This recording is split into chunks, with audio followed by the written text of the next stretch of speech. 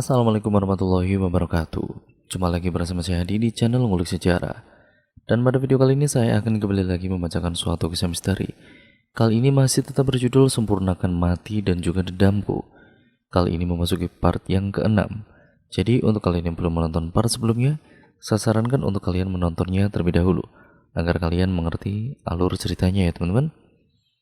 Dan untuk part ke-6 kali ini banyak misteri yang akan terungkap ya teman-teman. Jadi perhatikan baik-baik dan simak baik-baik ceritanya karena ceritanya akan segera saya mulai.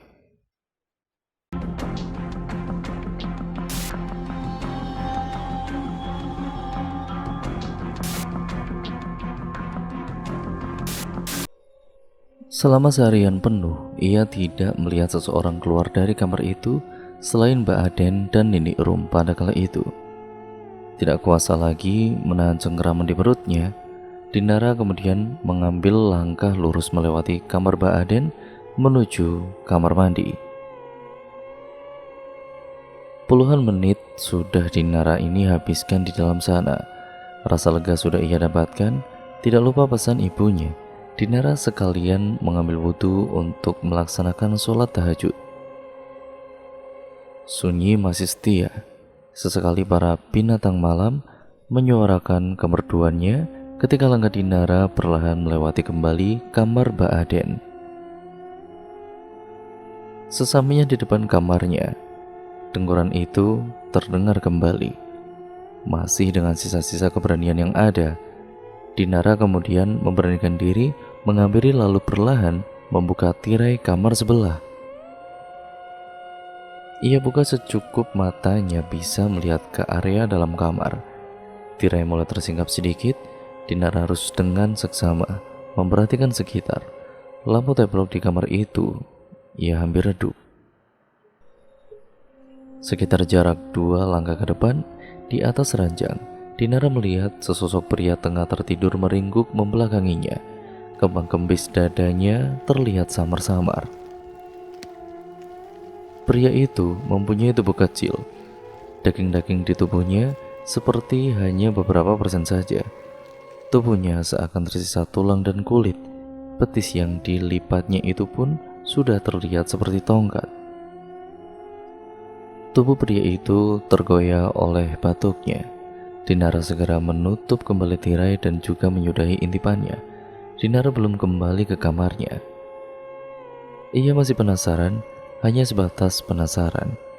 Jika memang pria itu sakit parah, mengapa Mbak Aden tidak membawanya ke rumah sakit? Dan kalaupun Mbak Aden dan juga Nini Rum tidak mampu, Dinara akan meminta bantuan ayah dan ibunya untuk secara sukarela membawa pria malang itu ke rumah sakit setelah ia menjalani masa rehabilitasinya nanti. Dinara kemudian mengubah haluannya untuk masuk ke dalam kamar, akan tetapi langkahnya tiba-tiba saja terhenti. Perhatiannya pun kemudian seketika beralih. Di samping kirinya, seorang pria sedang berdiri mematung menghadapnya. Tatapannya dingin, rambutnya pendek dan juga rontok. Kulit kepalanya ada yang tampak dan tanda hitam yang berada di sekitar matanya begitu pekat. Darah di wajahnya seperti tidak mengalir dan dia pucat sekali. Dan yang membuat bulu kuduk Dinara seketika meremang adalah selain tatapannya yang dingin dan sayu, mulut pria itu terbuka. Desahan napasnya itu yang keluar darinya pun terdengar sangat bising. Astagfirullah, ucap Dinara terkejut. Sejak kapan dia ada di samping gue? Gumamnya. Belum sempat Dinara menghadapkan dirinya untuk sekedar menyapa, pria itu melengos meninggalkan Dinara. Masih dengan tatapan dingin sayunya dan juga mulut yang terbuka, pria itu berjalan gontai menuju kamar mandi. Dinara segera memasuki kamarnya. Ia langsung mengambil peralatan sholat dan kemudian menggelarnya. Menghadapkannya ke arah kiblat sebelum sholat, Dinara ini menepis bayang-bayang pria itu. Setelah bayang-bayang dalam benaknya menjauh, terlebih dahulu Dinara meminum air doa yang sebelumnya dibawakan oleh Nini Rum. Ia pun kemudian meminum sebanyak 3 tegukan. Takbir menggema ke seluruh sudut ruangan. Kekhusyukannya berusaha diraihnya, dan dapat tidak terasa dalam sholatnya, Dinara ini meneteskan air mata. Ia tidak kuasa menahannya lagi setelah teringat keburukan-keburukan yang pernah ia berbuat. Dinara sedang berada di ujung peraduannya. Banyak doa dan juga permohonan ampun yang dia panjatkan. Hingga tanpa terasa waktu subuh 1 jam lagi tiba. Karena kantuknya yang kembali datang tanpa merapikan tempat sholat dan melepas mukena, ia beranjak dan merebahkan dirinya di atas ranjang. Lumayan sejam, gumamnya. "Kamu jangan kemana-mana ya. Nini sama Abah mau belanja ke pasar. Tidak akan lama. Perkiraannya 1 jam, paling lama ya 2 jam," ujar Nini Rum ketika beberapa waktu lalu menemani Dinara selepas sholat subuh. Dinara kemudian teringat kata-kata Nini Rum itu ketika ia duduk dan membaca bukunya di dalam kamar. Matahari semakin meninggi, kicau burung semakin banyak bersahutan. Dinara benar-benar belum mendengar Abah Aden dan juga Nini Rum datang. Namun sepertinya ia terlalu cepat merasakan lapar. Perutnya sudah minta diisi. Terang, terang. Dinara tiba-tiba dikejutkan oleh suara piring kaca yang saling beradu. Tidak hanya itu, Dinara juga mendengar sesuatu seperti dicelupkan ke dalam air, lalu diangkat kembali. Dan sayup-sayup Dinara ini mendengar gesekan antara sapu dengan lantai yang berasal dari teras rumah. Tidak ada suara decitan pintu yang didorong. Sangat wajar jika ia kaget. Rasa penasarannya ia benar-benar membuncah. Bukunya ia tutup, lalu disimpan di atas bantal. Ia bergeser ke tepian kasur, kemudian berjalan keluar kamar. Di luar alangkah terkejutnya, Dinara ini melihat beberapa orang yang tidak dikenalinya. Bukan Abah Aden dan juga Nini Rum, dan bukan juga pria pesakitan yang ia lihat di kamar sebelahnya. Orang-orang itu berpenampilan sama. Mereka kompak memakai jubah putih, namun untungnya wajah mereka dalam raut yang membuat Dinara nyaman memandangnya.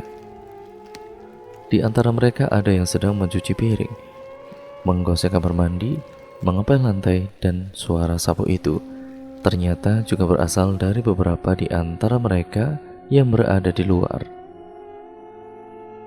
"Maaf, ibu bapak ini siapa ya? Abah Adennya lagi ke pasar," ucap Dinara. Dia dengan sungkat.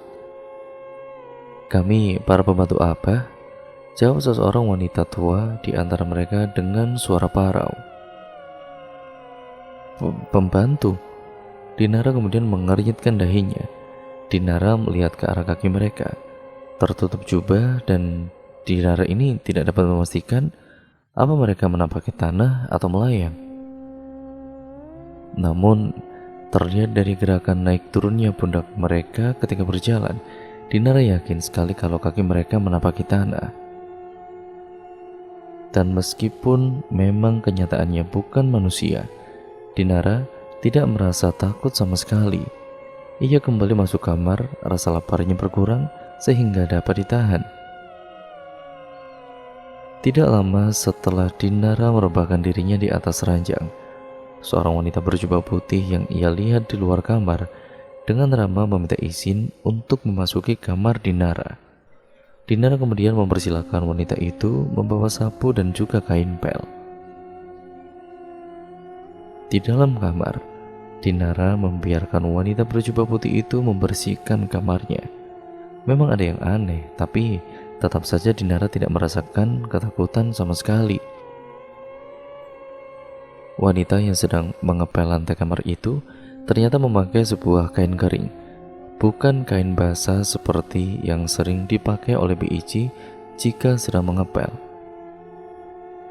Anehnya, kain keringnya itu dapat membuat lantai kamar menjadi terbasahi. Dinara memeriksanya ketika ia berpura-pura duduk dan juga menempelkan kakinya di lantai. Sangat tidak masuk akal. Tetapi Dinara secara nyata menyaksikan dengan mata kepalanya sendiri, lebih tidak masuk akal lagi. Dinara tidak melihat dada wanita itu kembang-kembis yang disebabkan oleh tarikan dan juga hembusan napasnya. Dinara sangat yakin wanita berjubah putih di depannya itu tidak bernafas. "Punten bu," ucap Dinara menghentikan aktivitas wanita berjubah putih itu. Ya, wanita itu menoleh. Senyumnya melebar. "Mau tanya, di kamar samping itu siapa ya?" tanya Dinara. Dia benar-benar masih sungkan. Wanita itu mendekat, wajahnya ia hadapkan beberapa senti dari wajah Dinara. Benar, Dinara sangat menyadari wanita itu tidak bernafas. "Dia sama kayak kamu, pasien di sini," jawabnya singkat. Kemudian menjauhkan wajahnya, berpamitan, berlalu meninggalkan Dinara sendiri di kamar itu. Tidak lama kemudian suasana di luar hening. Dinara memeriksanya, semua sudah dalam keadaan bersih.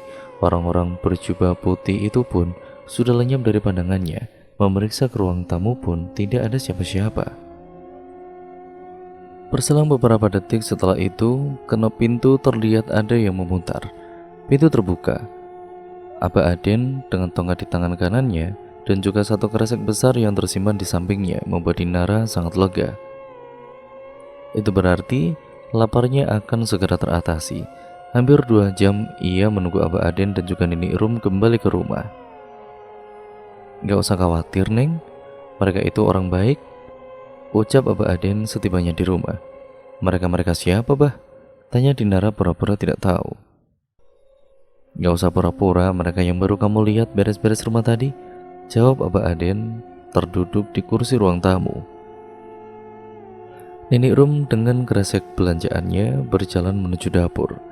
Sementara Dinara lebih tertarik untuk menghampiri Mbak Aden sebelum ia membantu Nini Rum di dapur. "Bah, Abah punya ilmu apa sih?" serga Dinara tiba-tiba. Mbak Aden pun lantas memberi jawaban. Ia menyandarkan punggungnya, menghela nafas dalam-dalam, kemudian berkata, "Apa itu cuma orang biasa? Cuma pemilik kita menitipkan. Apa itu ilmu penyembuhan alternatif? Hanya itu saja kok. Pengobatan alternatif. Terus laki-laki di kamar sebelah itu gimana, Mbak? Kayaknya penyakitnya sudah parah." "Laki-laki? Dia itu wanita. Namanya Sari, anak Abah sama Nini Rum." Kutukan dari seseorang yang membuatnya begitu. Suaranya jadi berat, rambutnya jadi rontok. Dinara terhenyak hebat. "Kutukan? Zaman sekarang emang masih ada kayak begituan, Bah?" "Kalau bagi kamu anak zaman sekarang, mudahnya ya anggap saja itu sebagai upaya keberhasilan dari seseorang yang mencelakai orang lain. Namun upayanya ini menyerang langsung kejiwaannya, yang berangsur kesehatannya pun memburuk." "Mencelakai? Siapa yang mencelakai dia, Bah?" Dinara merasa kasihan. Aba Aden tidak sempat menjawab. Nini Rum datang. Ia kemudian membawakan secangkir kopi untuk Aba Aden. Tidak hanya itu, Nini Rum juga sudah menyediakan 1 piring gorengan siap santap. Itu tentu untuk Mbak Aden dan juga Dinara.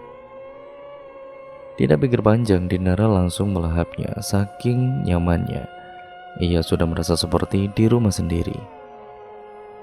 "Maaf, Bah, sebelum ke pertanyaan sebelumnya, apa Abah sama Nini itu udah bawa tes Sari ke rumah sakit atau panti rehabilitasi lainnya, Bah?" tanya Dinara menelisik. Dalam pikirannya tetap tidak masuk akal. Sejauh mana ketidakmampuan Aba Aden dalam segi finansial sampai begitu tega membiarkan anaknya sendiri dalam keadaan sakit parah. Sudah beberapa kali, bahkan puluhan kali, tetapi semua dokter mendiagnosa Sari ini baik-baik saja. Lalu apa bawa ke ahli kejiwaan, mereka pun angkat tangan. Mereka selalu berkata hal yang sama, Sari tidak apa-apa. Jadi, Abah hanya memaksimalkan doa dan juga ilmu yang dititipkan oleh Allah. Itu saja. Semoga ini menjadi ikhtiar terbaik bagi Abah, tutup Abah Aden, kemudian menyeruput kopi dalam gelas. Cih, siapa yang tega berbuat begitu sama Teh Sari sih? Dinara terlihat kesal. Ia sampai membuang muka dan juga mengepalkan tinjunya erat-erat. Orang itu, ucap Abah Aden terpotong karena ia menyela perkataannya sendiri dengan mengambil satu potongan bakwan. Dinara yang sudah terlanjur merasakan kasihan kepada Sari pun menoleh kembali kepada Abah Aden. Ti Arya Kendeng, ucap singkat Abah Aden menyebutkan sebuah nama, yaitu Arya Kendeng. Satu nama yang sudah keluar sebanyak 2 kali dari mulut Abah Aden. Namun, yang menjadi pertanda sebuah alarm untuk meningkatkan kewaspadaan, nama itu adalah nama yang sangat diwanti-wanti olehnya kepada siapapun, termasuk Yulia Anjani dan juga Saricih, muridnya. Terlebih kepada anaknya sendiri, yaitu Sari, yang tengah tidak berdaya di kamarnya. Bukan semata salah Abah Aden, Sari sendiri yang nekat mendekati area permainan Arya Kendeng. Awalnya hal itu tidak diketahui oleh Abah Aden.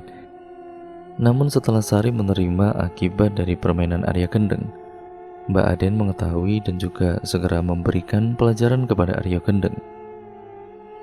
Dan sejak itu pula, Mbak Aden mulai tersadar dan juga dia terus mengasah ilmu pengobatan dan juga silatnya. Kejadian itu sudah lama sekali. Beberapa tahun sebelum Dinara lahir, beberapa puluh tahun yang lalu, ketika bumi Nusantara belum diterpa krisis moneter. Saat itu ilmu-ilmu hitam banyak sekali diminati oleh orang-orang yang merasa buntu tentang percintaan, harta, bahkan jabatan, tidak terkecuali pada pemuda bernama Arya. Ilmu hitam telah menjerat akalnya.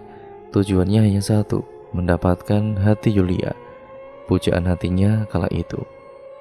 Bahkan Arya ini sampai mengikuti sekte sesat pemujaan setan bernama Ki Saptogeni. Sekte itu diduga memuja Raja Iblis yang bernama sama, Ki Saptogeni. Ki Saptogeni digambarkan mempunyai perwujudan seorang jawara yang selalu memegang tongkat naga berkepala api yang menyala-nyala. Ritual yang harus dilakukan untuk menjerat hati lawan jenis yang diajarkan sekte Ki Saptogeni adalah para anggotanya harus menumbalkan gadis yang genap berusia 18 tahun. Terlebih jika sudah mendapatkan hati lawan jenis dan kemudian ingin memperoleh kekayaan, tidak peduli mereka akan menikah atau tidak, maka si lawan jenis yang sudah terjerat tadi mau tidak mau harus terdaftar menjadi anggota sekte. Kalau tidak, nyawa menjadi ancamannya, dan jika masih ingin mendapatkan kekayaan berlimpah, khususnya untuk pasangan yang belum menikah, mereka ini harus melakukan hubungan badan setiap malam Jumat Kliwon kedua setiap bulannya di markas sekte itu, tepat pukul 2 malam setelah melakukan ritual mandi kembang. Hal yang malang itulah yang menimpa Yulia Anjani, seorang kepang desa yang tinggal tidak jauh dari desa Abah Aden. Yulia adalah anak seorang kaya raya. Ayahnya adalah pengepul kulit hewan untuk diolah lalu dipasarkan kembali menjadi bahan baku produk-produk fashion. Sementara ibunya mempunyai warung makan cukup terkenal di desanya. Kemasyhuran Yul, sapaan akrab dari Yulia, meningkat signifikan setelah ia banyak membantu ayahnya sebagai seorang pengepul. Tanpa disangka, ternyata itulah awal mulanya di mana petaka dimulai. Kecantikan Yul dapat menyihir seseorang jakal sapi, yaitu jakal itu adalah si Arya ini. Arya tidak sungkan selalu menjual kulit sapi hampir setiap hari meski yang ia jual hanya sedikit. Hal itu dilakukannya semata-mata untuk dapat bertemu dengan Yul sesering mungkin. Terlebih untuk mendapatkan perhatiannya, Arya sungguh tergila-gila pada Yul. Setiap malam ia terus membayangkan keindahan paras Yulia. Setiap malam pula ia berharap Yul dapat menemaninya. Saat itu Arya masih menjadi pemuda waras yang hanya dimabuk cinta. Namun semua berubah ketika ia memberanikan diri memberi Yul bunga mawar sebagai tanda ia mengungkapkan cintanya. Malam hari di depan rumah Yul, hanya mereka berdua. Yul menolak Arya. Arya yang tidak percaya terus membujuk Yul untuk berlabuh di hatinya. Yulia yang geram melihat sikap Arya, hendak meninggalkan ia dan juga motor bebek 70-nya itu di depan pagar. Namun tangannya seketika dicengkram dari belakang. Arya masih tidak menyerah. Ia berlutut dan juga mengungkapkan semua perasaannya. Sayang seribu sayang, tidak ada benih cinta di hati Yul, hingga ia berbuat di luar nalar ataupun di luar kebiasaannya. Yul merampas bunga pemberian Arya, lantas membantingnya ke tanah. Yul langsung menginjak bunga itu, keindahannya seketika hilang. Seketika helai kepingannya itu bersatu dengan tanah. Arya pun ya tentu saja terbelalak, dadanya bergetar hebat. Ia tidak menyangka pujaan hatinya berlaku demikian. Jantungnya terasa ditusuk-tusuk paku, kepalan tangannya ini benar-benar terbentuk. Namun sayangnya ia tidak bisa melayangkannya pada Yul. Bagaimanapun Yul adalah tambatan hatinya. Arya hanya mendengus mengambil motornya, kemudian hilang dari pandangan Yulia. Benih cintanya telah diracuni oleh virus benci. Ketika ia melewati hutan belantara tidak jauh dari rumah Yul, Arya memberhentikan motornya, kemudian melesat ke salah satu pohon yang dipilihnya secara sembarangan. Ia memukul-mukulkan kepalanya, berteriak memekik menembus kegelapan malam. Seorang yang memperhatikan dari kegelapan menghampirinya. Lelaki yang tidak jelas wajahnya tersebut karena jubah hitamnya menutupi. Lelaki berjubah itu berkata, "Kalau kamu ingin mendapatkan segalanya, datangi kelompok Ki Saptogeni." Tanpa sempat memberi kesempatan Arya untuk membalas perkataannya, lelaki itu berlalu dan juga menghilang di antara kegelapan. Ucapan lelaki berjubah itu seketika dapat menghentikan Arya. Napas Arya tersengal, keringat sudah bercucuran, kepalan tangannya dilumuri banyak darah. Ia kemudian mempertimbangkan perkataan yang diterimanya beberapa saat sebelumnya. Agaknya sangat tepat jika ia mencari informasi tentang kelompok Ki Saptogeni. Jauh dicukcuk, anggang diteang. Begitulah pepatah Sunda mengatakan, yang artinya kemanapun dan dimanapun sesuatu itu berada, maka sekuat tenaga akan dicari sampai dapat. Arya benar-benar kalap. Ia mencari informasi tentang Ki Saptogeni ke ujung timur hingga barat. Setelah dapat, ia pun nekat mendatanginya meski jauh dari tempatnya tinggal. Tujuannya hanya satu, mendapatkan tambatan hatinya secara instan, secara singkat. Dan singkat cerita, Arya sudah terdaftar resmi menjadi anggota sekte kelompok Ki Saptogeni. 6 bulan sudah ia menekuni setiap ritual dan penyembahan. Entah sudah berapa gadis yang sudah ia tumbalkan. Di sisi lain, Yul tidak menaruh curiga sedikit pun terhadap Arya, karena seperti biasa, Arya kemudian mengunjungi Yul itu setiap hari. Arya bertindak seperti tidak terjadi apapun padanya. Setahun sudah Arya dengan usahanya mendapatkan Yul, dan Yul masih bisa terfokus dengan usaha ayahnya sebagai pengepul. Hari berganti hari, nampaknya ritual Arya menapaki jalan terang. Yul mulai menunjukkan perhatiannya pada Arya. Pernah suatu ketika, Arya hanya menjual hasil jagalannya itu dalam seminggu hanya 1 kali. Hal itu membuat Yul bertanya-tanya ketika Arya mengunjunginya. Yul pun menjadi tidak sungkan memberikan Arya makan setiap kali setelah transaksi dilakukan. Arya kemudian menangkap sinyal itu sebagai tanda kalau spiritualnya berhasil. Beberapa hari kemudian, mereka resmi menjadi sepasang kekasih. Arya senang bukan kepalang. Namun, Bak Pepatah mengatakan, sekali mendayung 2-3 pulau terlampaui. Setelah berhasil meraih cinta, ia ingin meraih hartanya. Yang artinya mau tidak mau Yul harus masuk ke kelompok Ki Saptogeni. Bujuk rayu Arya tidak semerta-merta diterima oleh Yul. Pelet Ki Saptogeni ini benar-benar sangat halus. Orang yang terkena itu akan terlihat seperti orang biasa pada umumnya, bukan tergila-gila berlebihan seperti yang selama ini diketahui. Namun, bukan hanya itu, bukan tanpa kelemahan. Pelet Ki Saptogeni pun terdapat kelemahannya, yaitu si korban seketika dapat berubah benci ataupun tidak menyisakan rasa cinta sama sekali jika ada hal yang membuatnya sangat marah. Butuh waktu beberapa hari bagi Arya untuk membujuk Yul, yang akhirnya Yul ini bersedia masuk ke dalam naungan Ki Saptogeni, itu semua tanpa sepengetahuan orang tuanya. Setelah beberapa bulan mereka berdua menjadi anggota sekte, sesuai nafsu dunia Arya yang membuncah dan sesuai aturan ritual sekte itu, Yul dan juga Arya melakukan hal terlarang menurut norma agama. Mereka berhubungan suami istri, tentunya di luar nikah. Tidak masalah bagi Yul kehilangan keperawanannya oleh pria yang dicintainya, tapi sayangnya ia tidak mau hamil. Jika itu terjadi, ia tidak dapat menyembunyikannya dari keluarganya dan ia akan sangat marah. Hal yang sangat ditakutkannya pun terjadi. Yul akhirnya hamil. Seketika, amarahnya bergejolak dan Pelet Ki Saptogeni pun saat itu juga tidak bekerja lagi padanya. Yul menyesal dan balik membenci Arya itu. Dan semenjak dinyatakan hamil, Yul sama sekali tidak mau ditemui oleh Arya. Di sisi lain, Arya yang menerima kabar Yul hamil tentu saja terkejut. Namun, ya memang dasarnya bukan seorang lelaki sejati. Arya tidak mau bertanggung jawab karena alasan dirinya belum mapan secara finansial. Hal itu membuat Yul dan keluarganya semakin membenci Arya.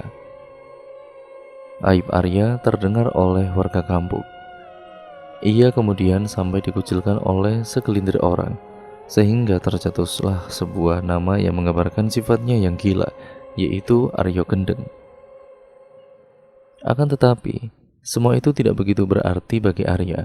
Merasa peletnya sudah tidak bekerja, ia kemudian memutar otak untuk mendapatkan Yulia kembali.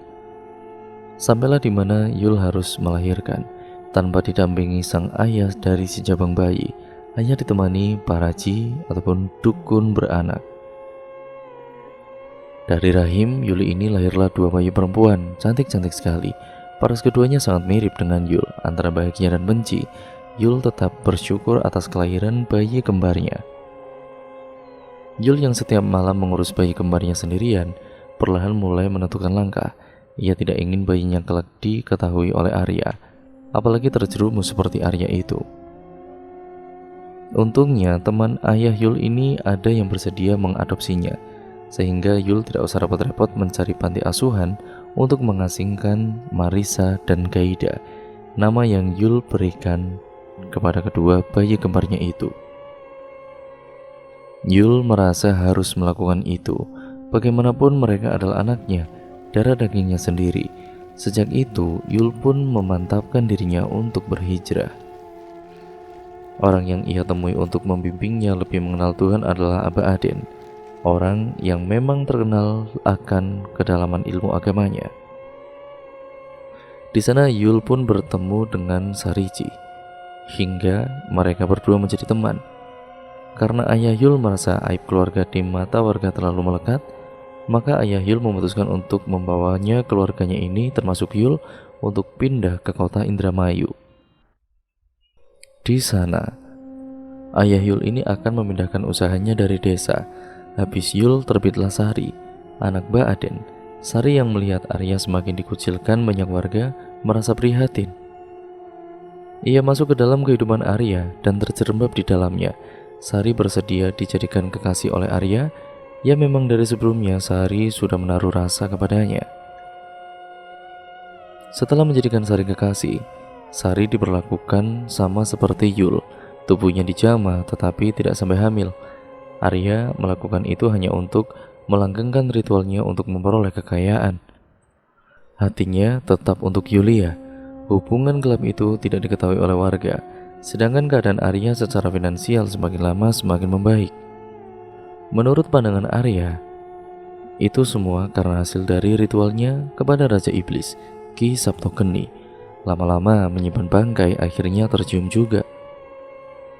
Hubungan antara Arya dan juga Sari terendus oleh Aba Aden. Aba Aden yang tidak terima anaknya diperlakukan seperti hewan, memberi perlawanan kepada Arya. Aba Aden dan juga Arya terlibat pertarungan hebat, yang berakhir kemenangan Aba Aden. Aba Aden tidak berhasil membunuh Arya. Dalam keadaannya yang hampir sekarat, sialnya Arya masih dapat melarikan diri. Sebelum melarikan diri, Arya sempat berucap, "Menyakiti saya sama dengan mencelakai Sari." Mendengar perkataan itu, Aba Aden naik pitam. Ia berusaha mengejar Arya, namun si gendeng itu menghilang dengan secepat kilat. Ia seperti sengaja meminta bantuan jin untuk menghilangkan jejaknya. Hanya 2 hari berselang, perkataan Arya benar-benar terjadi.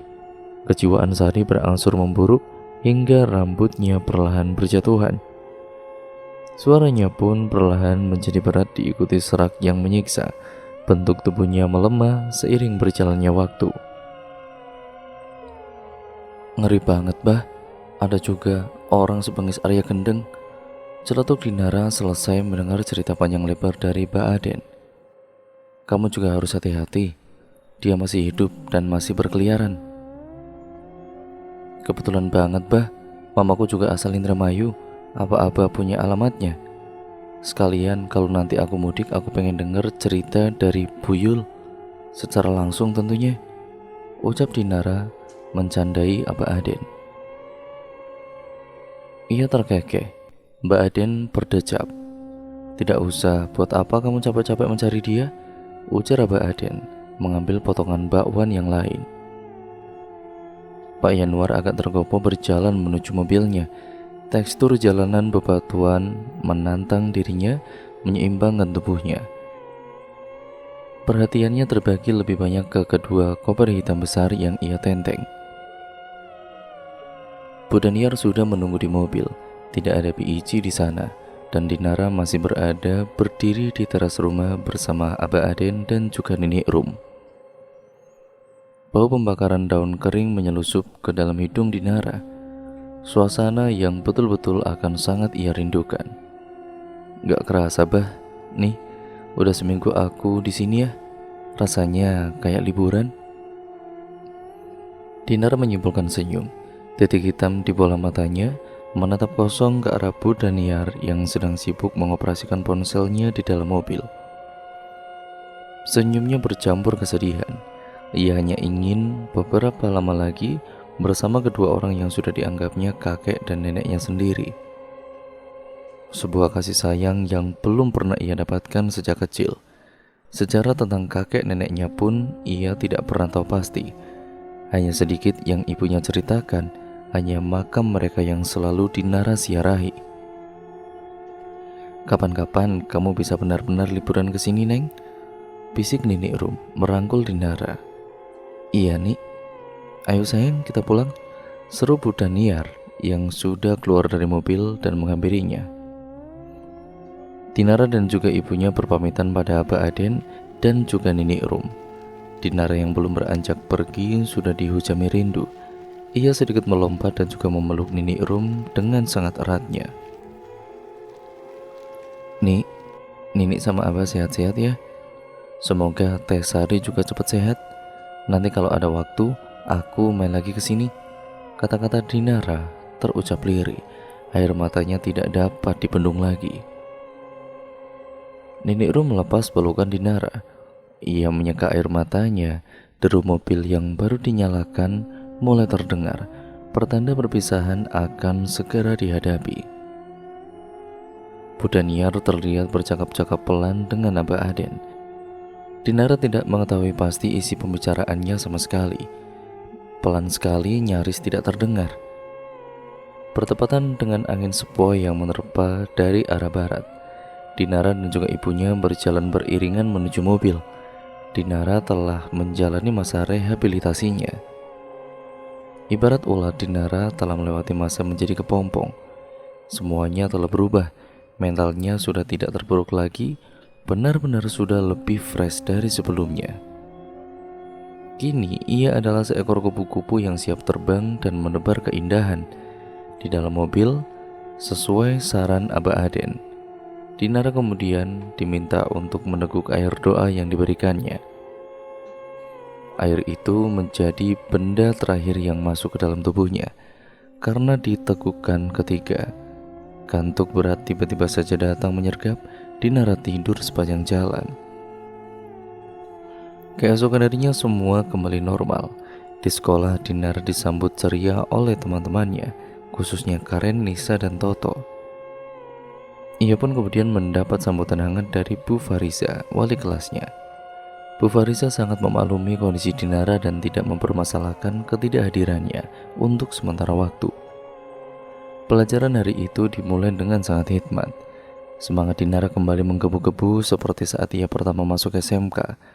Bel istirahat berbunyi nyaring, riak langkah siswa berpencar ke setiap penjuru. Seperti biasa, Dinara, Karen, dan juga Nisa melesat menuju kantin. Mereka memesan mie goreng dan juga jus jeruk. Meja kantin nomor 17 menjadi lapak yang pas untuk mereka. Dari meja itu, pemandangan hiruk-pikuk kota menjadi sajian utama. Gimana di Prasingan? Ledek Karen terkekeh. Dinara berdecap. Jurus sapitan kepiting ia sarangkan ke lengan Karen. Kulit putihnya seketika memerah. Karen kemudian meringis karena Dinara mencubitnya terlalu keras. Rehabilitasi. Dinara memperjelas kata-katanya dengan merapatkan gigi, memelototkan pupil matanya. Iya, rehabilitasi. Karen kemudian mendelik ke arah jalan, mengusap-ngusap lengannya yang memerah. Pesanan tidak lama datang. Pengantarnya bukan ibu kantin atau asistennya, melainkan si Toto. Ia rela membawa 2 nampan sekaligus. Toto menyimpan kedua nampan itu di atas meja. Kemudian ia berjalan mengitari, mengambil kursi kosong yang berada di sampingnya. Karena ada Toto, meja mereka menjadi penuh oleh makanan. Maaf Pak Nobita, kenapa nggak izin dulu ya? Serga Karen menelisik. Tangannya diacungkan seakan meminta interupsi. Boleh ikut nggak? Toto meledek sembari membering-miringkan bibirnya. Dinara, Karen, dan Nisa seketika tertawa terbahak-bahak. Mereka berempat lalu berfokus pada makanannya. Beberapa saat pun keheningan di antara mereka tercipta. Ren, buku itu udah lu baca kan? Karen menjawab dengan anggukan kepala. Mulutnya sedang tidak bisa dipakai berbicara karena satu suapan telah memenuhi isinya. Apaan isinya? Tanya Dinara yang penasaran. Ia masih menggantung sendoknya. Nisa dan juga Toto tetap fokus pada makanannya masing-masing. Jadi, Karen menelan habis suapannya. Di buku itu, Ica nulis banyak banget keluh kesahnya. Dan kebanyakan dia nulis ditujuin buat orang tuanya. Kayaknya dia lagi kangen berat sama orang tuanya, tapi penjelasan Karen terpotong. Maksud lu dia yatim piatu gitu? Gue gak yakin sih Din, tapi gue heran. Di sana tertulis kalau dia orang kaya, tapi dia sedikit gak bahagia karena sikap orang tuanya kepada dia. Orang tuanya lebih mentingin pekerjaan daripada dia. Di satu sisi dia kangen ke orang tuanya, di sisi lain dia mengeluhkan orang tuanya. Gue bingung, gue baca sampai bagian itu aja, gak gue lanjutin. Keluh Karen menghela nafas. Tunggu. Jadi si Ica ini punya 4 orang tua gitu. Toto dan juga Nisa tetap memperhatikan di balik lahapnya menyantap makanan. Ya gue gak tahu juga, tapi setelah semalam gue pikir-pikir, gue narik kesimpulan kalau si Ica ini mungkin depresi di rumahnya. Dia gak senang sama orang tuanya. Terus dia ini gak bisa berbuat apa-apa selain nulis itu buku. Dan rasa kangennya itu gue kira ditujuin buat orang lain atau saudaranya yang udah dia anggap sebagai orang tuanya sendiri. Ya dan naasnya, orang lain yang dia anggap sebagai orang tua itu udah gak ada. Jelas Karen. Analisis lu lumayan juga Ren. Masih banyak orang di sekitar kita yang ngerasa lelah berada di dalam rumah, padahal dia sendiri yang salah sama orang tuanya. Malah nyari figur berpengaruh di luar sana.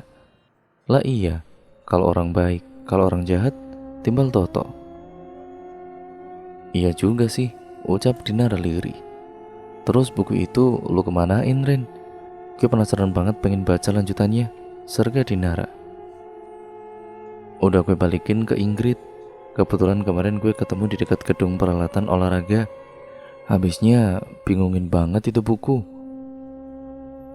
Mana beberapa bagian ada yang udah gak bisa dibaca, kayak habis kena basah, bercak-bercak warna coklat gitu. Jangan mau baca deh pokoknya guys, keluh Karen. Ia kemudian menyantap kembali mie-nya. Ributnya jalan raya menepis keheningan. Gosip-gosip tetangga sangat menggema di setiap sudut, berpadu mengalun bersama sendok dan juga piring yang saling bersahutan. Dari arah barat daya, di seberang jalan beberapa anak saling susul satu sama lain, mengalahkan temannya yang hendak berebut layangan jatuh. Di sampingnya, pedagang kupat tahu sedang kebanjiran pelanggannya. Salah satu pelanggan terlihat geram mengketok keras kepala anak yang sedang berburu layangan. Nampak sekali pelanggan itu geram karena salah satu anak pengejar layangan menginjak kakinya. Angin sepoi mendesir halus, menggeserkan bagian ujung kerudung Dinara. Bros kupu-kupunya pun tergoyahkan. Cindera mata yang ditemukannya itu terasa lebih ringan. Entah kenapa, sejak menjalani rehabilitasi itu yang berada di rumah Mbak Aden, brosnya menjadi 2 kali lipat lebih ringan. Apa karena selalu ia genggam ketika di rumah Mbak Aden? Dinara menatap serius teman-temannya yang sedang lahap makan. Ia ingin berkata sesuatu saat itu juga. Ia sangat yakin teman-teman di hadapannya sangat menunggunya. Dengan cepat Dinara menghabiskan makanannya itu, minum, lalu kemudian rehat sejenak untuk mengambil napas dan sedikit nyali. Setelah dirasa cukup, Dinara merasa sudah saatnya dia berucap. Ren, Toto, Nis, kalau kita coba usut kematian Suci mulai dari hari ini gimana? Karen, Toto, dan juga Nisa terkesiap. Mereka tidak menyangka Dinara akan mengatakannya. Lu bener-bener udah siap, Din? Toto memastikan. Mental gue udah lebih sangat siap dibandingkan kemarin, tutupnya. Kemana dulu kita? Tanya Dinara. Masih di bangkunya ketika sebagian besar siswa kelas 11 PDB 1 sudah pulang. Dinara begitu bersemangat mengusut kematian Suci ini. Kematian yang dirasanya itu sangat janggal, dan yang membuat semangatnya begitu menggebu-gebu adalah sikap Suci ketika beranjak meninggalkan rumah untuk terakhir kalinya dengan terburu-buru. Kalimat itu kalimat kunci yang selalu terngiang-ngiang di telinganya, meski disampaikan oleh Tante Lia, ibunya Suci. Ada hal penting yang harus Dinara tahu. Begitu dalam telinganya kalimat itu terngiang. Apakah gudang makanan kaleng? Tanyanya lagi dengan segera. Ah, itu tepat. Baru aja gue mau bilang, Din. Timbal Toto. Kira-kira lama nggak? Gue harus pulang secepatnya siang ini. Kalau Nisa melihat jam tangannya dengan cemas. Kalau elu emang nggak bisa ya nggak apa-apa, Nis. Lu bisa percayain ini ke kita kok, tegas Dinara. Oh, kalau gitu gue pulang duluan ya guys. Semoga ada titik cerah. Sorry banget nih, gue nggak bisa ikut. Derit bangku yang digeser Nisa bergema di ruangan. Ia berdiri dengan sungkan meninggalkan teman-temannya, berjuang mencari kebenaran.